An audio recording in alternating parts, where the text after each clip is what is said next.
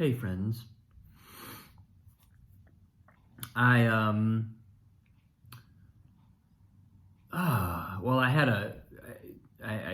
going back into the show tonight, which is a great feeling. Had a lovely rehearsal yesterday. Feel pretty good. And this is gonna be my first time playing the show after it's been open. I did 3 previews, so I've had the experience of playing it for an audience, but we've made changes and there's a whole world of experiences coming my way now that we're actually open. So I'm excited about that.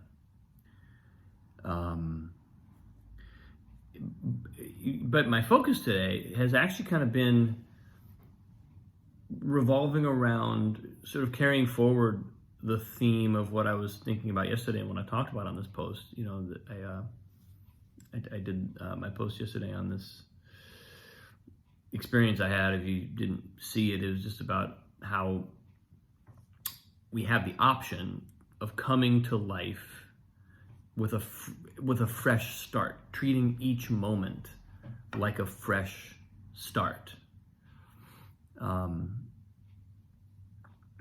And I told a story about a pool lesson. Of all things, I was taking a lesson in pool when I got some really great advice along those lines. But as I've kind of sat with that today and let that sink in a little bit more, and I also watched a handful of videos by Sadhguru, and he kept saying something that really it's almost like, you know, this is what my experience very frequently is, which is that when my psyche taps into a certain insight or a certain principle, it just starts to show up everywhere. And because Sadhguru was talking about, he uses the word memory as being the thing that binds us. And so one of the ways he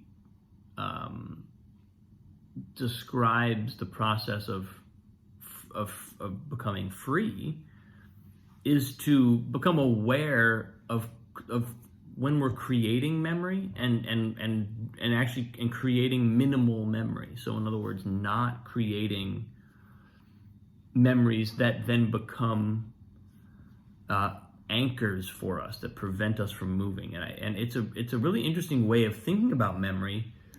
You know, it very much holds with the perception of like the way I talk about things in terms of like mental patterns, things that are formed, fixed. Another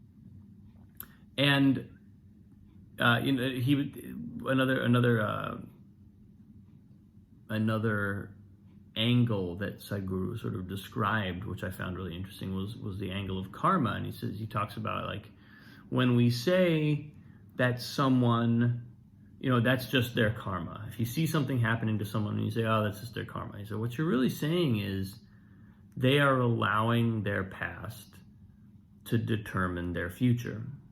It's almost like saying that person doesn't have a real future. That person is not living a real future.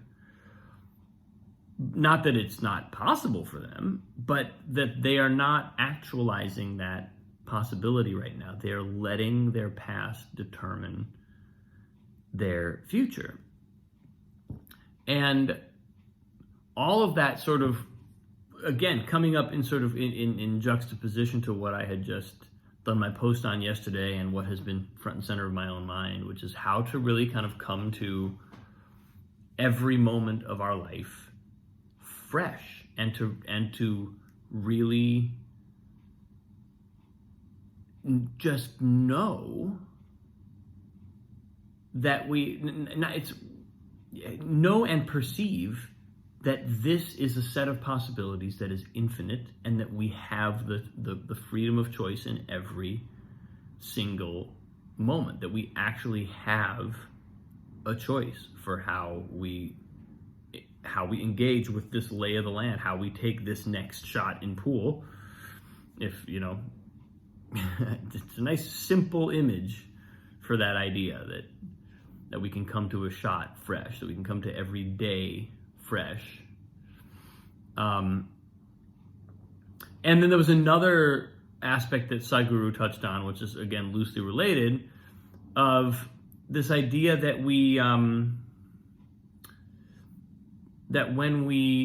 that there's a part of us that has been born into time space, and he talks about birth and death as essentially being one event. As soon as we were born, in the same way that our birth has already happened, he talks about our death has already happened.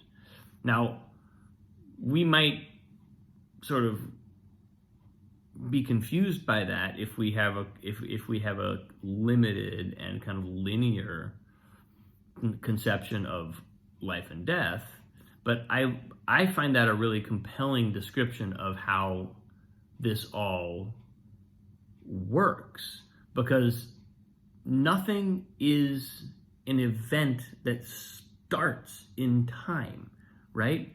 Everything is a process. Everything is a process. Everything is happening. Nothing really has happened or will happen. Everything is in a state of flow. And so our death is an ongoing event, just like our birth is an ongoing event. And when we if we can wrap our heads around that, then it becomes very logically clear that that's the case. It no longer becomes a mystical, sort of esoteric conception of how life and death work. It becomes the only obvious conclusion we can draw, which is that this is our beingness, our happening, is an event of living and dying together in every moment. And furthermore, you couldn't have the living part without the dying part. To be born into manifestation is to be dying, is to avail ourselves or subject ourselves to the state of being impermanent. If we never did that, we would never die, and we would also never be born. And then there's this really beautiful way that he talked about there is a dimension of us that has never been born and that has never died. There is a dimension of every human being's, every conscious being's existence that is beyond space-time. It has not existed, and it never will exist. And in that place, that's the space. That's like a place of infinite possibility. It's the container for the life and death experience. It's the consciousness that is the frame around the picture, where the picture is all of existence and the frame is consciousness. That's the conception that comes to me when I try to describe it. And really, it's only from there, this is what Sadhguru was kind of asserting, it's really only if we can tap into that dimension of our being that we have the freedom to choose our own future. Anything else, and we're stuck in karma. Anything else, and we're repeating our past. We're repeating a set of patterns. And so if you saw my post yesterday, you're sort of, you're probably clocking the connection here, because that was kind of my realization too, as I've let this story from a long time ago in my life, but as I've let it kind of sink in, and as I've revisited it over the years, it becomes so clear to me that that ability to step up right now and to know and to just to see life with those fresh eyes, just to see this moment with those fresh eyes. It doesn't mean forgetting our past. In fact, if we didn't have a past, if we didn't have a history, if we didn't have memory, if we didn't have karma, we wouldn't exist. that's what our limited being is. That's what this limited being is a collection of past memory, cosmic memory. My body and my mind and my whole existence are a collection of cosmic memories. So that it's not a problem that those determine my being. It's only a problem if I'm not, if I'm either not aware that that's how it works, or if I can't step up to the table each day fresh and sort of see what's here. That image of stepping up to the table fresh to take a new shot, to not to judge our current circumstances by what we thought we might be given or by some past standard or set of expectations. That's really accepting the gift of every moment, and really receiving what each moment has in store for us, what each moment contains. It's also to see what our cosmic memory really is. That's what it means to kind of observe